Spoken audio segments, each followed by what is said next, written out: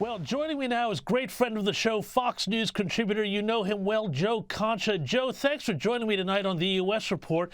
We have to start with the news of this horrific shooting in Washington, D.C., and this footage, which I've just been made aware of Democrat Congresswoman and squad member Ilhan Omar ducking questions about what seems to be an execution-style killing of Jews by a Free Palestine supporter. Have a look at this.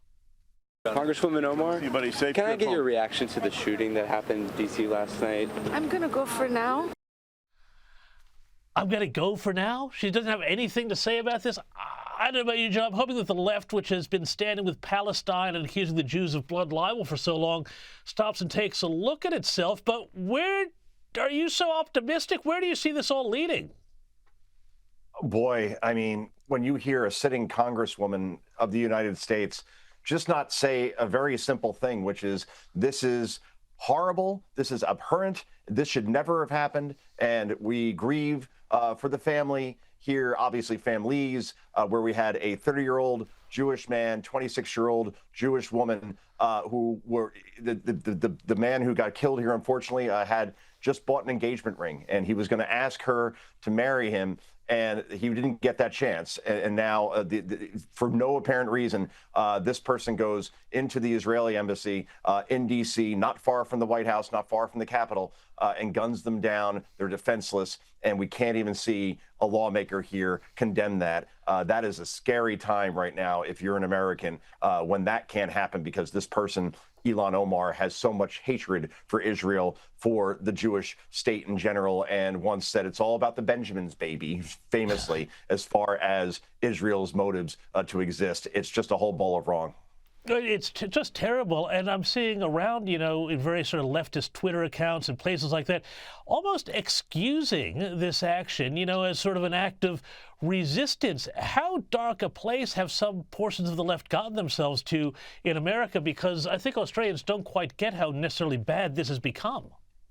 Oh, horrible. And we saw it just a couple months ago, just north of Fox News headquarters in Midtown Manhattan in New York, where a father of two boys, obviously a husband, the United Healthcare CEO, Brian Thompson, is gunned down from behind in the back by Luigi Mangione. And you would think that this is something that gets universal condemnation as far as just taking this guy out. And instead, Luigi Mangione has a GoFundMe account that's approaching $1 million. He is considered a sex symbol by some on the left. He is hailed for taking matters into his own hands as far as fixing the healthcare industry, because that's what you do when you assassinate people. It's an absolute joke. It is chilling to the bone that some people in this country now actually praise a Mangione or praise the monster that killed that young couple last night. I mean, it's just nuts. And it's funny, Joe, I'm glad that you talked about that, because I talked about at the beginning of the show about the left's willingness to excuse killings if they seem to fit the narrative. And we saw a bit of this with this extraordinary meeting between Donald Trump and Cyril Ramaphosa in the White House. But I've been particularly amazed by the media's reaction to charges that white farmers might be being persecuted. As if directed by some central Borg, every media outlet in the mainstream almost has decided that this was, quote unquote, an ambush. Meanwhile, CNN brought on a quote-unquote expert to explain that South African politicians leading crowds in chants of "kill the white farmer" had to be heard in context. Listen to this. There are many who grew up under those years of white minority rule who understand the historical context of this song, "Kill the Boer, Kill the Farmer." It has brought it back again to reanimate the issue of the majority of land in South Africa still being owned by white farmers. Call me crazy, Joe. If Donald Trump was leading people in songs about kill the Democrats, kill the lefties, I don't think people would be saying this is a big metaphor here.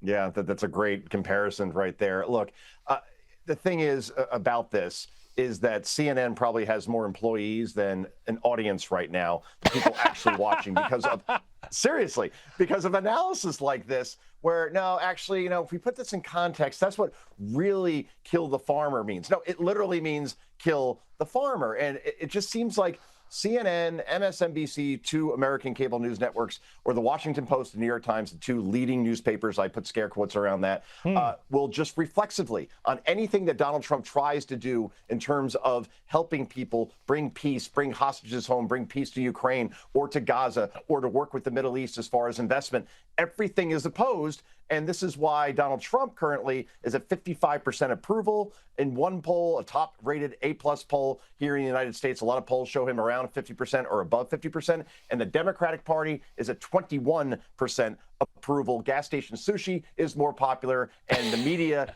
decides, you know what? We're going to echo the unpopular party by boatloads over Donald Trump instead of just reporting facts objectively, which is what the media used to do before they decided to become activists.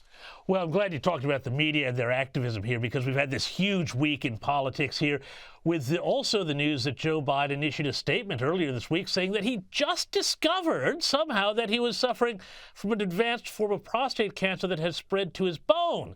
And I mean, we all wish the Bidens all the best for the long road ahead, but Joe, do you really believe that they just found this out? I'm not a doctor. My wife is an ER doctor. However, she is not the type of person that diagnoses people for cancer. So I've spoken to a couple of doctors that do that. And a lot, I would say 90% of them have said that this is the type of cancer that likely existed within Joe Biden. And obviously, we wish him well. You know, we have sympathy. We all have lost people that have had cancer.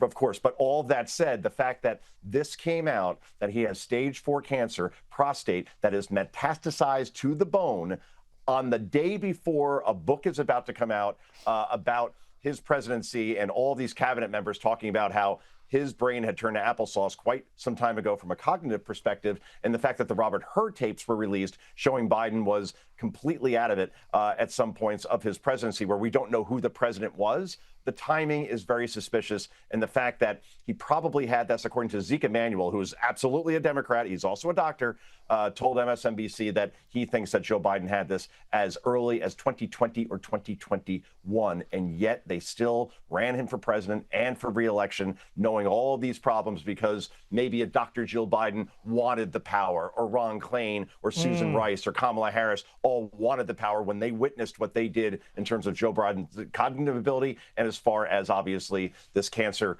that we're just learning about now. If I were to guess, if I were to just give you an opinion, I would say no, this has been known probably for some time within the Bidens. No, I think you're right. And I think the idea of let's get Trump had blinded them to all other realities. But hey, before I let you go, Joe, I want to just have a little bit of fun here.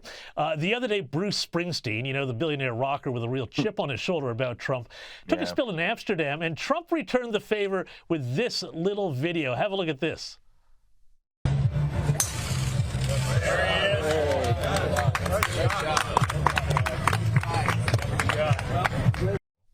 Now, of course, the media has no sense of humor here, and they said, oh, it was an altered and edited video. But come on, these Karens need to lighten up a bit, don't they, Joe?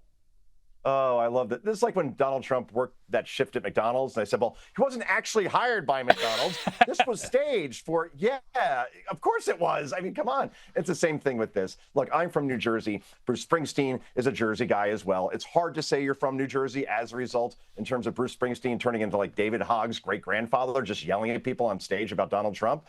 Just play Jungle Land, play Rosalita, Born to Run, and I don't want to hear about the other stuff. I'm here to watch you perform, not lecture us on politics. And look, he's been on the left for a long time. He's been very consistent about that. But there's a condescension to Bruce Springsteen now at this point where that's the exact way that Donald Trump should have pushed back on that. Don't get angry. Don't act like it got you. Just have some fun with it. And he absolutely did. He's got a pretty good swing for a 78-year-old, by the way. I don't hit the ball that way. That I do.